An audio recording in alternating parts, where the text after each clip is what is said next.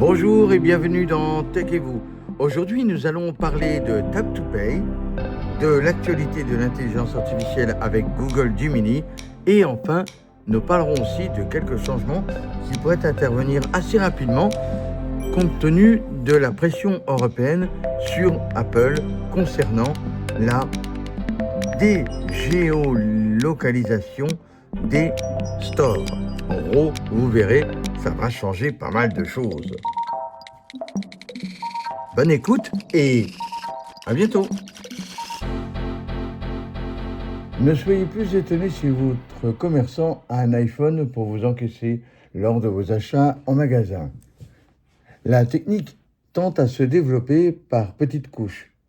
Si chez Sephora, Dyson ou d'autres, pour ne citer que ces deux commerçants, ces derniers ont depuis peu la possibilité d'utiliser leur téléphone comme caisse de paiement, ou plus exactement comme TPE. Cet acronyme barbare qui veut dire, en somme, terminal de paiement électronique. Comment cela fonctionne ? Il y a 3 étapes à connaître. La première est que le commerçant doit avoir un compte en banque commerciale. La seconde peut varier, mais a la même finalité.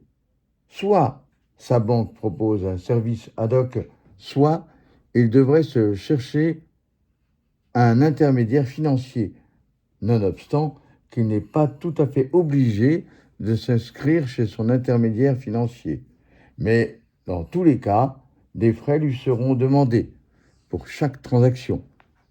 La troisième étape est la mise en place d'une application qui servira d'intermédiaire entre votre carte bleue ou téléphone et l'intermédiaire qui s'occupe de valider la transaction. Comment cela se passe côté client ? 1. Vous achetez vos articles. 2. Au moment du paiement, le commerçant vous présente son téléphone. Il inscrit au préalable le paiement ou c'est fait par le biais d'un code barre et vous montre le terminal de paiement. Le téléphone, récepteur en l'occurrence. Vous avez 2 choix.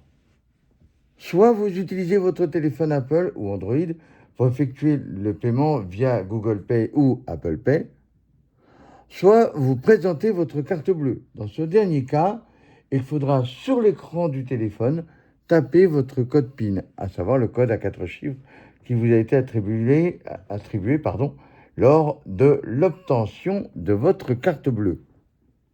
L'avantage est qu'il n'y a pas de plafond de 50 €, hormis le plafond attribué par votre banque. Depuis peu, maintenant, sachez que le système se déploie petit à petit dans les Apple Store. Alors, ne soyez plus surpris, le commerçant ne veut pas forcément que vous utilisiez le téléphone pour appeler un ami, quoique, mais pour payer la facture. Je vous avais parlé dernièrement de l'arrivée de Google Gemini.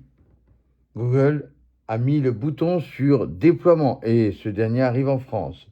Depuis le jeudi 14 novembre, son installation est fort simple. Une fois installé, faites un petit tour de l'interface et vous aurez la possibilité d'interagir de 2 façons.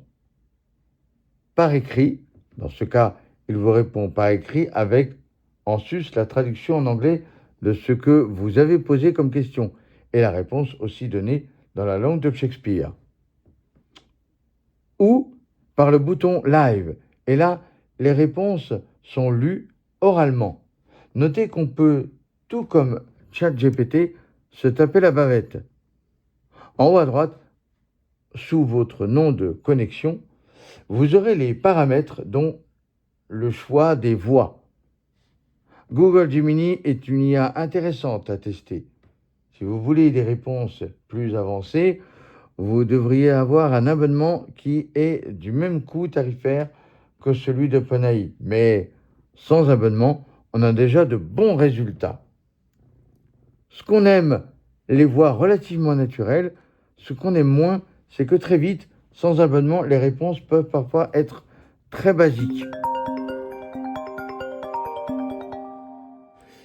Apple va supprimer les restrictions d'achat au sein de l'Union européenne.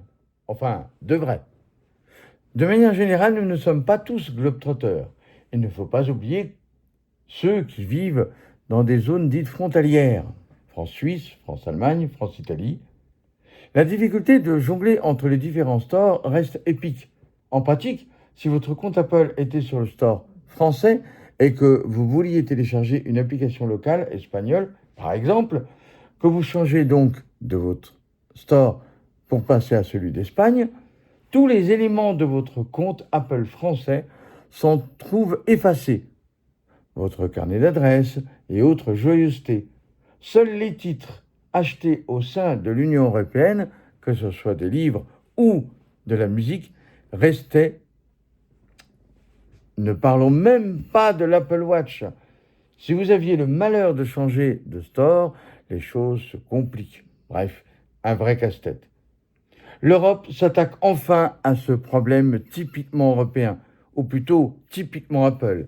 Et même si pour la majorité des gens la chose reste anecdotique, reste que cela pourrait être une bonne nouvelle et respecterait tout simplement un aspect clair que beaucoup de boutiques en ligne ou physiques font, la liberté de circulation des biens et services au sein de l'Union européenne.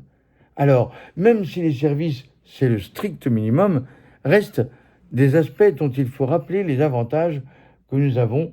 On va en citer quelques-uns. La garantie de 2 ans minimum sur les produits achetés au sein de l'Union européenne, la possibilité de se rétracter d'un achat dans les 14 jours suivant sa livraison, c'est le cas pour Apple pour tous les produits, y compris les logiciels et les films et les livres achetés, la possibilité d'acheter un iPhone en Espagne et de ne pas payer de frais de douane. Bon, je ne sais pas si c'est super avantageux, mais c'est possible. Toutefois, il y a quelque chose qui pourrait arranger nos amis belges, la possibilité d'avoir un Apple Care Plus digne de ce nom. On pourrait aussi citer la possibilité d'activer certains services de Siri. Bref, une bonne idée pour un petit village européen. Voilà, c'est terminé. Nous espérons que vous avez apprécié ce podcast comme nous avons eu le plaisir de le créer. Allez, bonne journée à vous et à bientôt.